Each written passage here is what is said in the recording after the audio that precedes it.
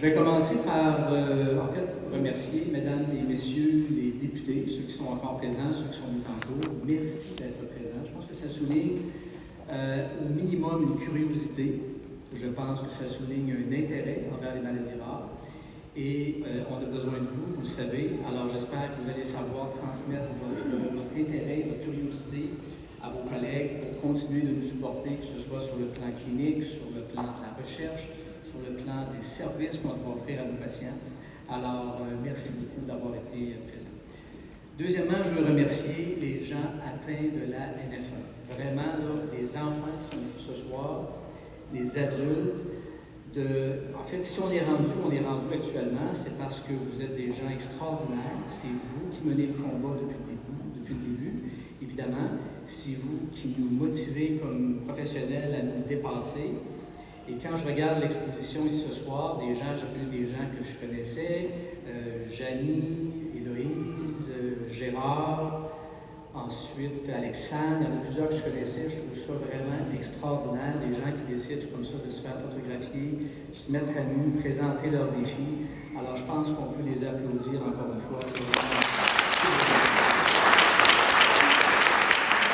Deuxièmement, je veux remercier évidemment les gens qui gravitent autour de ces personnes-là qui sont atteintes. Alors finalement, les frères et sœurs, les parents, les conjoints de la famille.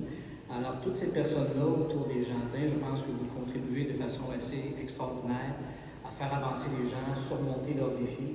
Puis c'est un peu ce qu'on voit ce soir, c'est une belle réussite. L'avant-dernier groupe que je veux remercier, les bénévoles.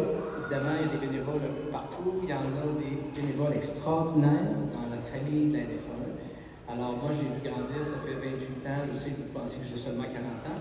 Mais ça fait 28 ans quand même que je pratique. Alors j'ai vu évoluer l'association de la NF1. Extraordinaire depuis le début, avec une explosion ces 5, 10, 15 dernières années. Vraiment, c'est une association en santé qui aide ses membres, qui nous supporte comme professionnels. Alors, c'est vraiment beau de voir ça ce soir. Et là, Pagetson, je le sens vibrer. On va rappeler l'hôpital tantôt. Alors, merci à tous les bénévoles, c'est vraiment extraordinaire. Et finalement, le monde médical. Alors, ce soir, je veux souligner la présence de quelques-uns d'entre nous. Alors, on a ma collègue, Dr. Valérie Larouche, neuro-oncologue pédiatrique au CHUL, qui s'occupe de ses patients. Dr. François Gros-Louis, qui est en recherche fondamentale à l'Enfant Jésus. Mon collègue, Dr. Dupré, un neurologue clinicien avec un fort intérêt en génétique. Alors, moi, je suis un neuropédiatre. Alors, voyez-vous, la communauté médicale, on est derrière vous. Alors, je pense que les patients qui êtes atteints, vous êtes vraiment à l'avant, on est derrière vous.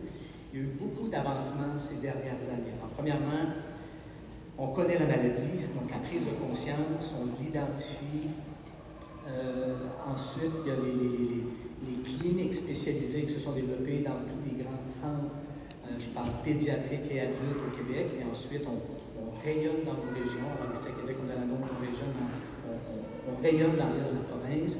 Ça fait en sorte que les soins sont beaucoup plus solides, beaucoup plus homogènes, dans des protocoles de suivi, d'investigation qui sont identiques dans toutes les régions, c'est extraordinaire. La recherche a avancé de façon intéressante. Dr. Gros-Louis parlait tantôt de ce qu'il fait actuellement avec la croissance des cellules in vitro, avec le développement de neurofibrome, comment l'environnement dans lequel le neurofibrome croît peut avoir un effet sur sa croissance. Dans la dernière année, le premier médicament qui est arrivé pour finalement traiter les gens qui ont un neurofibrome plexiforme non opérable. Alors, on peut réduire la tumeur ou la lésion, puis on sait toutes les répercussions que ça a, que ce soit sur le plan esthétique, ça peut entourer des vaisseaux, ça peut envahir des organes.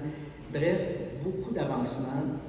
Le futur est intéressant et je pense que c'est ce qu'on voit ce soir avec des gens motivés, intéressés, une association solide, beaucoup de partenaires. Alors, je vous remercie d'être là. Ça me fait chaud au cœur d'être présent parmi vous. Et puis, on va continuer de travailler avec vous. Merci beaucoup.